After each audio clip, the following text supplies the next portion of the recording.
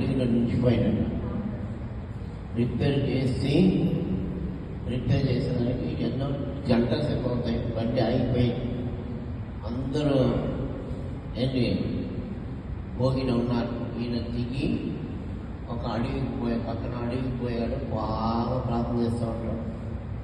ప్రార్థన చేసి బండి అని రెడీ అయిపోయింది. బండి స్టార్ట్ అవుతాయి. బండి స్టార్టే అవలేదు. ఏంట్రా ఇంత బాగుంది, రన్నింగ్ అవుతుంది, బాగుంది, మూవ్ అవునట్లేదు. ఏంటి మూవ్ అవునట్లేదు? అప్పుడు ఒకరందరూ చెప్పారు, అయ్యా ఒక ఆయన భక్తుడయ్యా, ఆయన ఇటు దిగిపోయినాడయ్యా. ఇక్కడ ఆయన ఒకవేళ ఆయన వస్తే ఒకరు పోతుందేమో, ఆయన మంచి ప్రార్థన పరుడయ్యా అన్నాడు.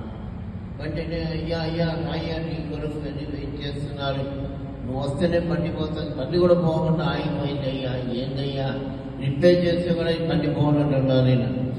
ఈయన వచ్చాడంట, వచ్చి బండిలోకి వచ్చిన బండి స్టార్ట్ అయ్యింది. వెళ్ళిపోతాం. చూడండి, ఒక పరిశుద్ధాత్మ లేని ఒక వ్యక్తికి దేవుడు చేసే కార్యం చూడండి. మన పరిశుద్ధాత్మ పోతే మన దేవుడు విడడానికి మనకు దేవుడు ఎన్ని కార్యాలు చేస్తాడు? మనకి ఎందుకు ఆ విశ్వాసం లేదు? అందరి ప్రజావాహాలైంది బాగా నింపబడండి. పరిశుద్ధాత్మ లేని వ్యక్తి ఒక ప్రార్థన దేవుడు వింటాడు. అతని కొరకు రైలు బట్టే అవుతాడు. నీ కొరకు నా కొరకు దేవుడు ప్రపంచమనే తనకింద మార్చడా?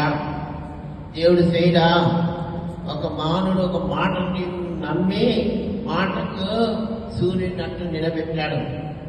సూర్యుడు అట్టు నిలిచిపోయింది కదా. ఇప్పుడు మనం సూర్యుని నిలబెడతామా? సూర్యుడు అట్టే ఉండంటే ఉండదా? పోకుండా అది పోయి తూర్పులో పోయి పడమరులో మరుగైపోతాయి.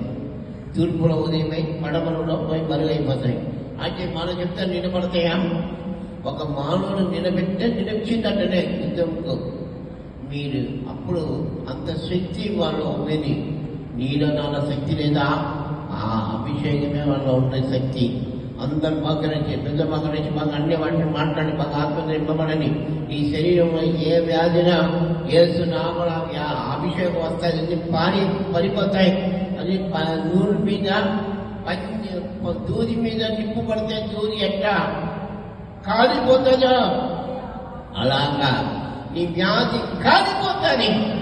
నీలో ఉన్న బెల మీద పోతుంది. దేవుడు అభిషేకం తినండి. అభిషేకం ద్వారా అన్య భాషను మాట్లాడండి. ఈ కార్యం సక్సెస్ అవుతుంది. అందరూ ఆత్మతో నింపబడండి. అన్య భాషను మాట్లాడండి.